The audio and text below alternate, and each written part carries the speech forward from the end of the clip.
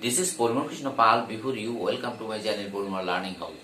Viewers, আমরা আজকে voice সেন্সের বাকি রুলসগুলো নিয়ে আলোচনা করব। যারা গত ভিডিওটি দেখোনি তারা অবশ্যই দেখে আসবে, তাহলে আজকের ভিডিওটি খুবই হেল্পফুল হবে। সো ভিডিওটি না টেনে শেষ অবধি দেখবে।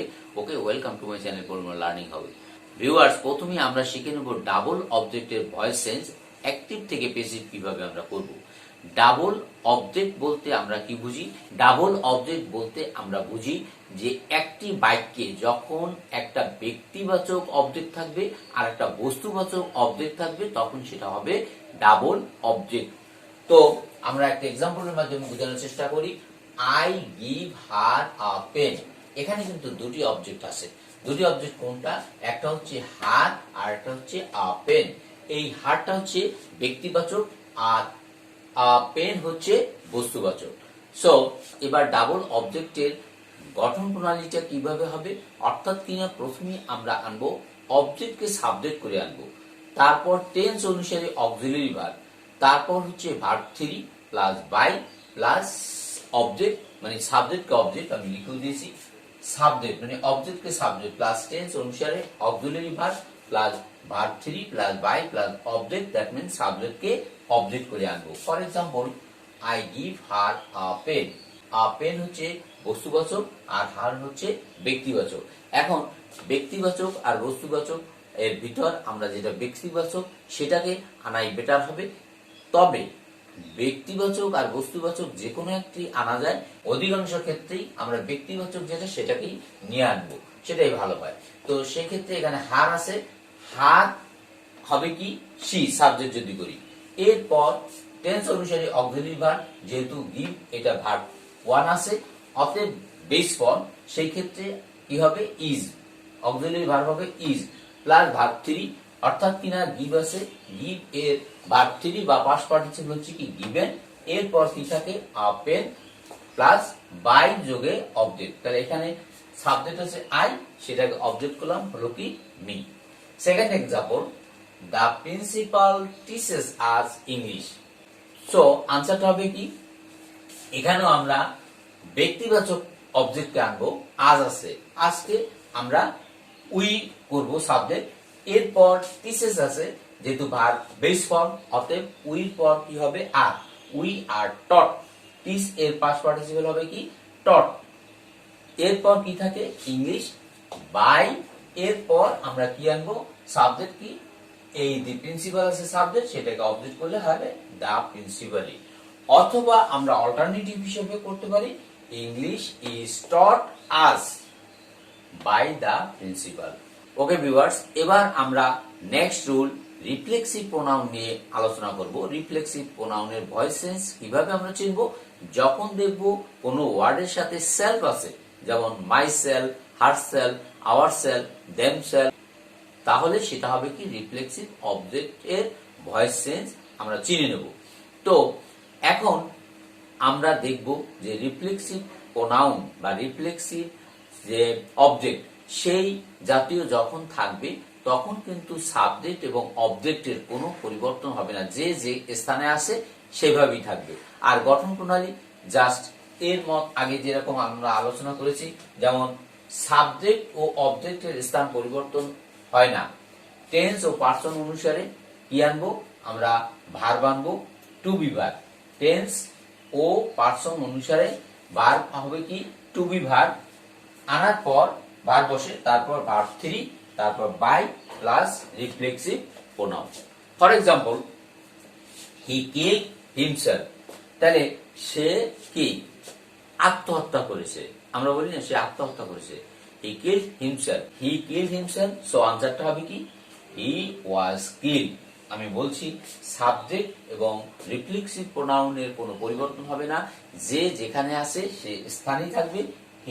হি হলো, এরপর কিল হচ্ছে ভার্ব 2, দ্যাট ইজ ওয়াই, এখানে ওয়াজ আসবে, বি ভার্ব ওয়াজ আসবে, হি ওয়াজ কিল্ড এর ভার্ব 3 ও যা ভার্ব 2 ও তাই, অতএব কিল, তারপর বাই, এরপর রিফ্লেক্সিভ প্রোনাউন বা রিফ্লেক্সিভ অবজেক্ট যেটা সেটা হচ্ছে himself. Next, I corrected myself, তাহলে আমি আমাকে সংশোধন করেছি, হ্যাঁ বা করেছিলাম। তো সেই ক্ষেত্রে আই কারেক্টেড মাইসেলফ, এখানে লক্ষ্য করতে হবে আই জায়গায় থাকবে, মাইসেলফের জায়গায় থাকবে। সো আনসারটা হচ্ছে আই। এরপর কারেক্টেড, এখানে কিন্তু পাস্ট ফর্ম, এই জন্য কি হলো ওয়াজ। আই ওয়াজ কারেক্টেড, ভার্ব 3 আর 2 একই, কারেক্টেড। এরপর বাই মাইসেলফ আছে, মাইসেলফ হয়েছে।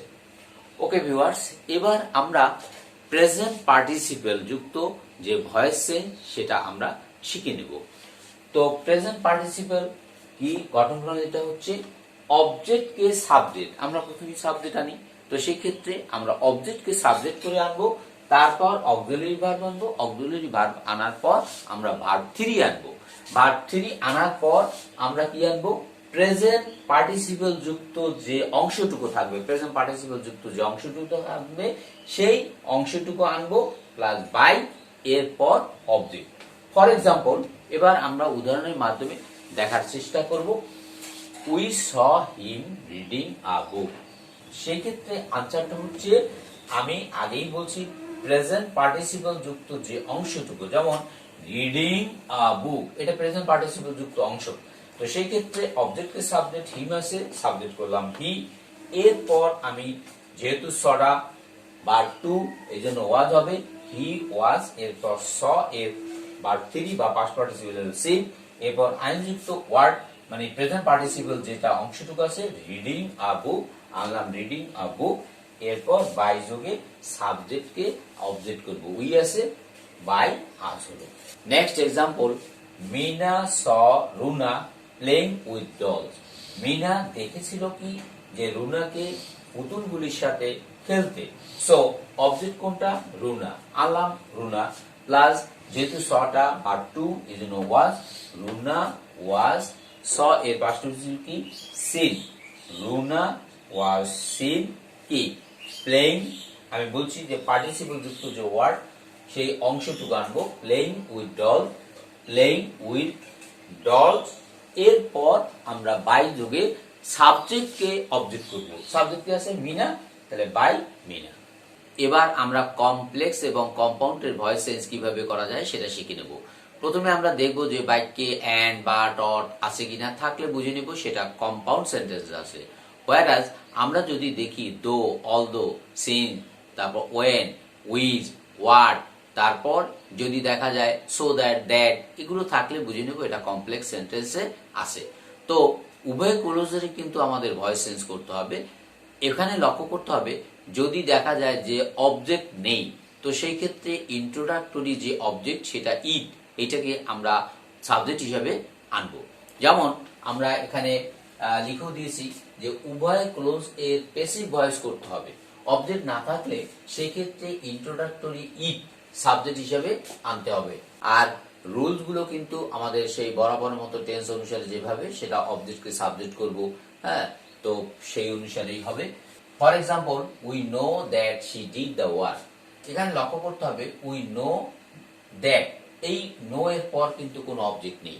সো এখানে একটা ইন্ট্রোডাক্টরি অবজেক্ট ইট হিসাবে এটাকে সাবজেক্ট করে আনতে হবে। সো আনসারটা হলো ইট আনার পর, কেন ইট আনবো, যেহেতু নো এর পরে কোনো অবজেক্ট নেই, এই জন্য আমরা ইন্ট্রোডাক্টরি ইট সেটাকে সাবজেক্ট হিসাবে আমরা আনলাম ইট। এরপর লক্ষ্য করব যে নো আছে, তাহলে নো এটা বেস ফর্মে আছে, ভার্ব 1 আছে, অতএব আমরা ইটের পর ইজ হবে। কেন, নোটা বেস ফর্মে আছে, ভার্ব 1, এই জন্য ইজ হলো। এরপর নো এর পাস্ট পার্টিসিপল বা ভার্ব 3 হচ্ছে নোন। আমরা জানি নোনের পর কখনই বাই হয় না, টু, টু। এরপর যেহেতু উই আছে, উই থাকলে অবজেক্ট হবে আজ। ভিউয়ার্স, এরপর আমরা that she did the work এটুকু এর ভয়েস চেঞ্জ করব। কারণ কি, উই নো এটা ছিল principal clause, that she did the work এটা হলো সাবঅর্ডিনেট ক্লোজ। দুটি ক্লোজ থাকবে, দুটি ক্লোজের ভিতরে একটা আমরা করেছি, অতএব এবার আমরা that she did the work. এবার সাবঅর্ডিনেট ক্লোজের ভিতর অবজেক্ট কোনটা, দ্য ওয়ার্ক, আনলাম দ্য ওয়ার্ক। ডিডটা পাস্ট ফর্ম, দ্যাট মিন্স এখানে আমরা ডিড থাকার কারণে আমরা আনলাম ওয়াজ, ওয়াজ। এরপর ডিড এর ভার্ব 3 বা পাস্ট পার্টিসিপল হচ্ছে ডান, বাই এখানে আছে শি হলো আর। এরপর এক্সাম্পলে যাব আমরা, আই ফিনিশ দ্য ওয়ার্ক, আমি কাজটা শেষ করেছিলাম বা করেছি, and then phoned my friend, কাজটা শেষ করার পর আমার বন্ধুকে আমি ফোন করেছিলাম। তো এখানে লক্ষ্য করতে হবে যে I finished the work and then phoned my friend, এই সেন্টেন্সটাই কিন্তু আমরা লক্ষ্য করব যে ফিনিশড এর পর কিন্তু অবজেক্ট আছে দা ওয়ার্ক, আনলাম দা ওয়ার্ক, এরপর ফিনিশড আমাদের ভার্ব টু, এই জন্য ওয়াজ আসবে, ওয়াজ আসার পর আমরা ভার্ব থ্রি, এখানে টু এবং থ্রি একই, অতএব ফিনিশডই হলো the work was finished and, এই যে আমি বলেছিলাম যে অ্যান্ড থাকলে কম্পাউন্ড, অতএব এটা কম্পাউন্ড সেন্টেন্সে আছে, আর এটা কমপ্লেক্স সেন্টেন্সে আছে দেন। সো অ্যান্ড আনার পর আমি এই দেন আছে অতিরিক্ত হিসেবে, দেন কি হলো মাই ফ্রেন্ড, অবজেক্ট কোনটা মাই ফ্রেন্ড, এই মাই ফ্রেন্ডকে আমরা সাবজেক্ট হিসেবে আনলাম, দেন মাই ফ্রেন্ড, এরপর যেহেতু ফোন এটাও ভার্ব টু, অতএব এখানে হলো কি was, my friend was phone, verb three একই, ফোন বাই মি। এখানে ভিউয়ার্স লক্ষ্য করতে হবে আই এখানে আছে আর এন্ড এর পর কিন্তু উজ্জ আছে, এখানেও কিন্তু আই, সেই ক্ষেত্রে কিন্তু আমরা এখানে বাই আমরা লিখলাম ওয়াজ ফিনিশড বাই মি না লিখে, যেহেতু একই, অতএব সেই ক্ষেত্রে লাস্টে আমরা লিখলাম by me. Okay, I repeat, I finish the work and then phone my friend, আমি কাজটা শেষ করার পর আমি কি করলাম যে আমার বন্ধুকে ফোন করেছিলাম। সো প্রথমেই আমি দেখব আই ফিনিশ দ্য ওয়ার্ক, এখানে কিন্তু অবজেক্ট আছে, সো আনসারটা হবে প্রথম অবজেক্টকে সাবজেক্ট করলাম the work, finished verb two, অতএব ওয়াজ হলো ওয়াজ ফিনিশড অ্যান্ড দেন আছে দেনটা লিখলাম, তারপর এই যে সাবঅর্ডিনেট ক্লোজ সেটা আমরা করে নেব। এখানে দেখো লক্ষ্য করো যে মাই ফ্রেন্ড অবজেক্ট আনলাম মাই ফ্রেন্ড, এরপর ফোন এটা ভার্ব টু, অতএব ওয়াজ হলো, এবার ভার্ব থ্রিও একই, ফোন বাই মি। লক্ষ্য করতে হবে আই, এই এন্ড এর পরও কিন্তু আই আছে, এটা উজ্জ আছে, সাইলেন্ট আছে, তো সেই ক্ষেত্রে এখানে যেহেতু ফিনিশড এর পর বাই মি লিখিনি, এটা লাস্টে আমরা কি লিখলাম বাই মি। ওকে ভিউয়ার্স, এবার আমরা পরবর্তী রুলে যাব। ইট ইজ বা ইট ওয়াজ টাইম থাকলে তখন আমরা কি করব, তখন সেই রুলটা হবে এইরকম, ইট ইজ টাইম এরপর আমরা কি আনবো, ওয়েন আনতে পারি বা দ্যাট আনতে পারি, আনার পর আমরা ইনফিনিটিভ এর অবজেক্ট, সেই অবজেক্টটা আনবো, আমরা জানি যে অবজেক্টকে সাবজেক্ট হিসেবে আনতে হয়, তো সেই ক্ষেত্রে ইনফিনিটিভ যেটা পাবো সেটার যে অবজেক্ট থাকবে সেই অবজেক্টটা নিয়ে আসবো, প্লাস শুড বি, এরপর ভার্ব থ্রি আনবো। আই রিপিট, ইট ইজ অথবা ইট ওয়াজ থাকতে পারে, যেটা থাকুক, টাইম প্লাস ওয়েন অথবা দ্যাট, এরপর ইনফিনিটিভ এর অবজেক্ট, আমরা ইনফিনিটিভ এর অবজেক্ট নাকি এটা তো বলার দরকার নেই, আমরা সহজ ভাষা বুঝতে চেষ্টা করি যে অবজেক্ট আনবো, এরপর কি আনবো, শুড বি আনবো, তারপর আমরা আনবো ভার্ব থ্রি বা first participle. For example, it is time two close the door, এখানে লক্ষ্য করতে হবে যে ইট ইজ টাইম আছে আমরা লিখলাম, এরপর ফর্মুলার দিকে আমরা তাকাবো, ফর্মুলায় বলা হয়েছিল ওয়েন অথবা দ্যাট, আনলাম দ্যাট, এরপর আমি কি বলছি ইনফিনিটিভ এর অবজেক্ট, ইনফিনিটিভ এর অবজেক্ট কোনটা, টু ক্লোজ আছে না, ক্লোজ এর পর কি আছে দ্য ডোর, আমাদের লক্ষ্য করতে হবে এখানে ইনফিনিটিভ এর অবজেক্টের কথা বলছি, আমার সোজা বাংলা আমরা বলবো যে অবজেক্ট কোনটা, সেখানে এখানে দেখবো আমরা অবজেক্ট হচ্ছে দ্য ডোর, আমরা দ্য ডোর লিখলাম, দ্য ডোর লেখার পর আমি কি আনবো, ফর্মুলার দিকে আমরা তাকাবো, শুড বি আনলাম, শুড বি আনার পর ভার্ব থ্রি বা ভার্ব এর পাস্ট পার্টিসিপল ফর্ম, এখানে আছে কি ক্লোজ, হলো কি ক্লোজড।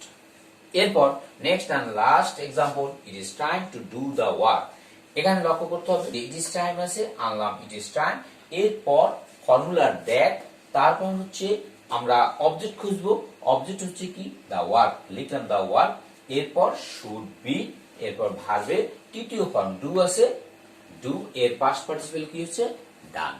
ওকে ভিউয়ার্স, আজকের মতন ভয়েস চেঞ্জের উপর ভিডিও এখানেই শেষ করতে চাচ্ছি।